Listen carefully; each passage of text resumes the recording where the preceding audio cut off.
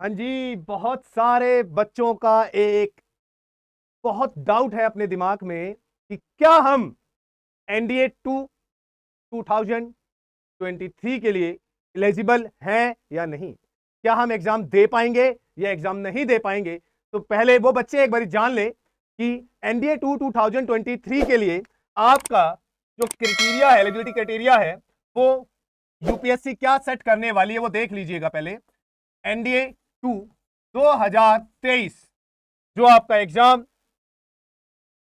सितंबर में होने वाला है और जिसकी नोटिफिकेशन मई में आएगी, क्या आप उस एग्जाम की प्रिपरेशन करना चाहिए आपको या नहीं करना चाहिए, देख लीजिए।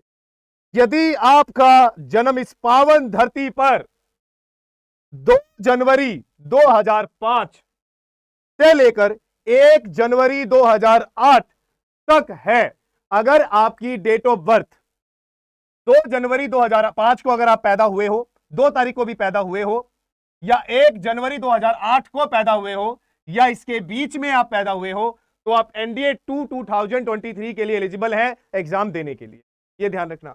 अगर किसी बच्चे का जन्म 1 जनवरी 2005 को है या 2 जनवरी 2008 को है, तो वह बच्चा ये वाला एग्जाम दे नहीं पाएगा, वह बच्चा ये वाला एग्जाम नहीं दे पाएगा।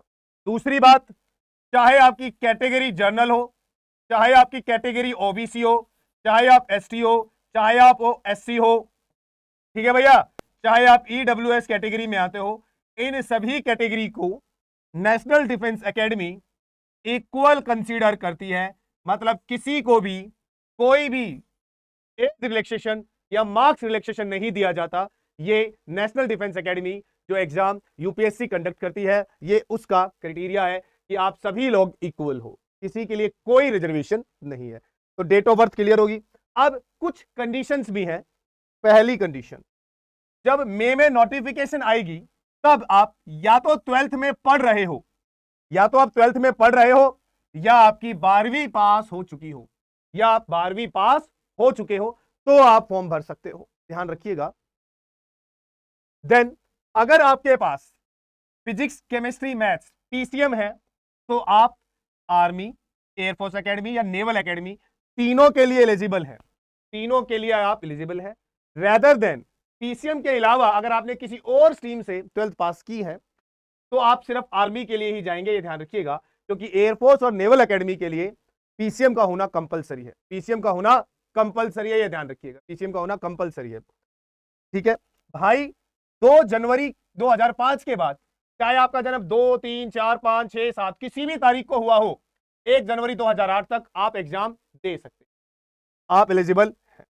उसके बाद मई के महीने में नोटिफिकेशन आएगी, उस समय आप 12वीं क्लास में होना आपके लिए कंपलसरी है। ये नहीं है कि आप 11th में है और आपको लग रहा है कि जब आपका एग्जाम होगा तो आप 12वीं में नहीं। जिस दिन नोटिफिकेशन आएगी उस टाइम पर आप 12th में हो या आपकी 12th पास। क्लियर हो गई बात।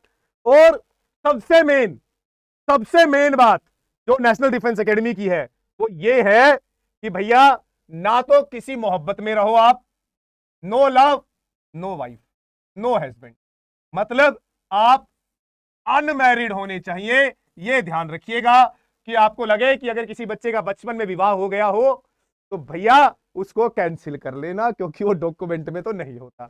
तो मोहब्बत, प्रेम सब त्याग दो, क्योंकि ये सब कुछ आपको ट्रेनिंग के बाद, लेफ्टिनेंट लगने के बाद अलाउड है। आप फिर विवाह कर सकते हो, आप जो मर्जी करो, परंतु नेशनल डिफेंस एकेडमी मैरिड लोगों को अलाउड नहीं करती। ठीक है, ये प्यार तो मैंने वैसे ही लिख दिया, क्योंकि ऑब्वियसली बात है जब नेशनल डिफेंस एकेडमी में आप जाओगे तो प्यार तो खत्म होना ही होना है, ये तो कंपल्सन है, डैम श्योर है। ठीक है, क्योंकि थोड़ा सा वक्त मिलेगा, उस वक्त में माँ बाप से बात करोगे, तो इसलिए मेरी आपसे गुजारिश है, तो स्पेशली आपको ये ध्यान रखनी है, ये एज आपके लिए बहुत बहुत जरूरी।